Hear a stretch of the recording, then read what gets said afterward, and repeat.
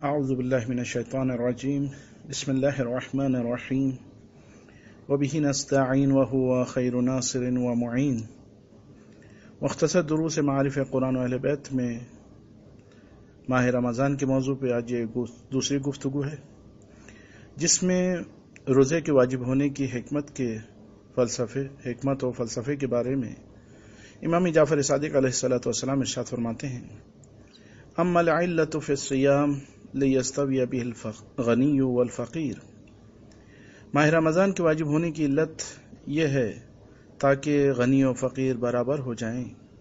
وذالک، اس کا فلسفہ یہ ہے، لأن الغنی لم یکن لیجد مس الجوع، کیونکہ غنی افراد جنہوں نے بھوک و پیاس کا وقت نہیں گزارا، فیرحم الفقیر، کہ وہ فقیر پر رحم کرتے۔ لأن الغنی کلما اراد شیئا قدر علیہ، کیونکہ غنی افراد جب بھی جس چیز کا ارادہ کرتے تھے اس پر قدرت رکھتے تھے، اس خواہش کو وہ پورا کر لیتے تھے۔ فاراد اللہ عز وجل ان یسوی بین خلقہ، لہذا اللہ تبارک و تعالی نے یہ ارادہ کیا کہ اپنی مخلوقات میں مساوات قائم کرے، برابری قرار دے۔ وان یذیق الغنی مس الجوع والالم، اور غنی افراد بھوک و پیاس کی اور اس کی تکلیف کو برداشت کریں۔ لیرق علی الضعیف، تاکہ ضعیف لوگوں کے لیے دلسوزی کریں۔ ویرحم الجائع، اور بھوکے لوگوں پر رحم کریں۔ روایت کا حوالہ بحار الانوار جلد نمبر 96 صفحہ نمبر 371۔ امام رضا علیہ السلام ارشاد فرماتے ہیں: فی علت وجوب صوم، روزے کے واجب ہونے کی علت کے بارے میں، لکی یعرف علم الجوع والعطش، اللہ نے یہ جو روزوں کو واجب قرار دیا تاکہ لوگ بھوک اور پیاس کی تکلیف کو جانیں۔ ویستدل علی فقر الآخرہ، اور اس کے ذریعے سے آخرت کی سختی کو جانیں۔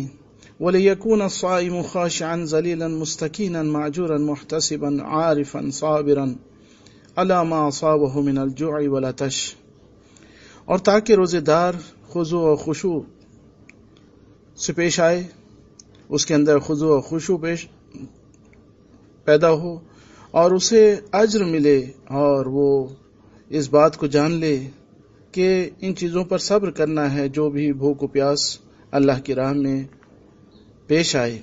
لہذا فَيَسْتَوْجِبَ الثَّوَابَ مَعَ مَا فِيهِ مِنَ الْإِمْسَاكِ عَنِ الشَّهَوَاتِ، تاکہ وہ امر پروردگار کے تحت شہوات نفسانی پر رکنے کی صورت میں جو اس کو ثواب ملنا ہے اس کا یہ مستحق قرار پائے۔ وَلِيَكُونَ ذَلِكَ وَاعِظًا لَهُ فِي الْعَاجِلِ، اور آئندہ گناہوں سے روکنے کا سبب بنے یہ چیزیں اس کے لیے۔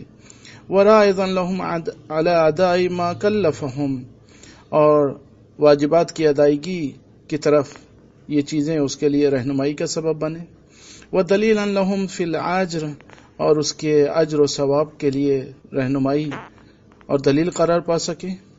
وَلِيَعْرِفُوا شِدَّةَ مَبْلَغِ ذَلِكَ عَلَى أَهْلِ الْفَقْرِ وَالْمَسْكَنَةِ فِي الدُّنْيَا، اور تاکہ لوگ اس بھوک و پیاس کے تحمل کے ذریعے سے جانیں کہ فقیر اور مسکین حضرات دنیا میں کس طرح سے شدت اور تکالیف میں ہیں۔ فَيُعَدُّ إِلَيْهِمْ مَا فَرَضَ اللَّهُ لَهُمْ فِي أَمْوَالِهِمْ، تاکہ یہ لوگ غریب اور مسکین کے حقوق جو ان کے مال میں فرض کیے گئے ہیں انہیں وہ ادا کریں۔ روایت کا حوالہ کتاب علل الشرائع صفحہ نمبر 270۔ وآخر دعوانا ان الحمد للہ رب العالمین۔